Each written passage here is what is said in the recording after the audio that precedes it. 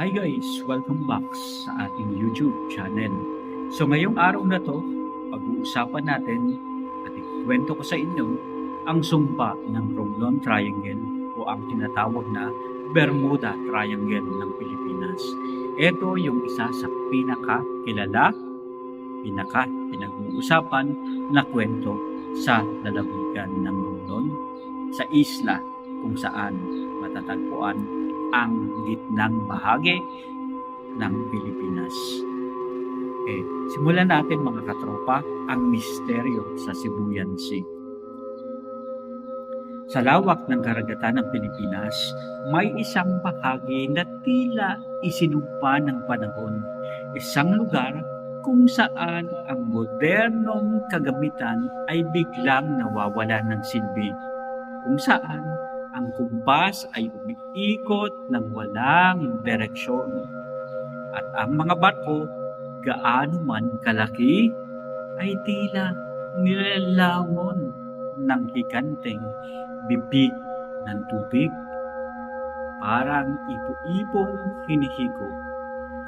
Ito ang Sibuyan Sea o mas kilala at kinatatakutang pangalan na tinatawag nilang The Romblon Triangle.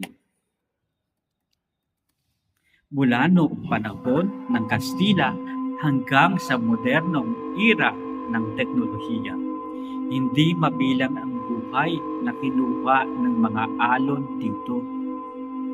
Pero bakit nga ba?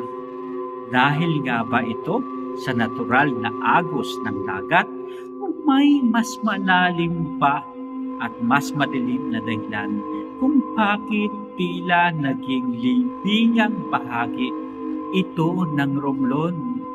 Ngayong gabi, lalakbayin natin ang pinaka-kinatatakutang bahagi ng ating karagatan dito sa Pilipinas.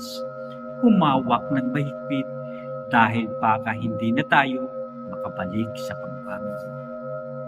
Simulan natin ang kwento sa listahan ng mga naging trahedya. Bago natin pasukin ang mga kababalaghan, tingnan muna natin ang katotohanan. Ang Romblon Triangle ay matatagpuan sa pagitan ng Concepcion at Dos Hermanas Island. Kasama na dyan ang Maestro de Campo. Sa geometry, ito ay isang perpektong tila hugis na naging bitag para sa mga manlalakbay. Noong April 22, 1980, ang barkong MV Don Juan ay bumangga sa isang tanker. Mahigit 100 katao ang opisyal na namatay.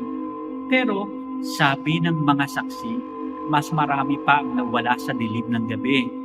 Noong 1987 kasi, ang MV Doña Paz na itinuturing na pinakamalaking disaster sa maritime o kasaysayan sa buong mundo sa labas ng panahon ng gyera ay dumaan din sa bahaging ito bago ang malagim nitong mundo. At sino ang makakalimot sa MV Princess of the Stars noong Hunyo 2008? Sa gitna ng mabagsik na bagyong Prang, ang dambuhalang barko ay tumaob sa baybayin ng San Fernando, Romblon. Mahigit 800 kaluluwa ang nakulong sa loob ng bakal ng libingang ito. Imagine, 800 katao ang hindi nakaalis dito sa area na to. Napakarami ng nasawi at naging para itong mitsa ng kanilang katapusan at naging libingan sa baybayin. Ibig sabihin lang nito, hanggang sa ngayon, ang mga pamilya ng biktima ay nagtatanong pa rin, bakit sa dinami-dami ng lugar? Sa Romblon Triangle palaging nangyayari ang pinakamalalang sakuna. Sabi ng eksperto, ito ay dahil sa inter-island current.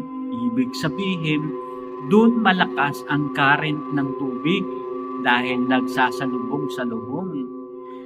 Pero Para sa mga taga-Romblon, may ibang kapangyarihan na nagpapatakbo sa ilalim ng mga alon. Meron ding isang pinakakilalang alamat at pinagkwekwentuhan kwentong bayan sa lalawigang ito ng Pilipinas. Ito yung kwento tungkol sa alamat ni Lolo Amang at sa gintong barko. Dito pumapasok ang pinakasikat at nakakatakot sa Romblon, ang alamat ni Lolo Amang. Sino ba si Lolo Amang? Si Lolo Amang ay isang matandang mangingisda. Siya ang guardian na tinatawag rin na hari ng karagatang ito. Ngunit hindi siya anghel o tagapagligtas.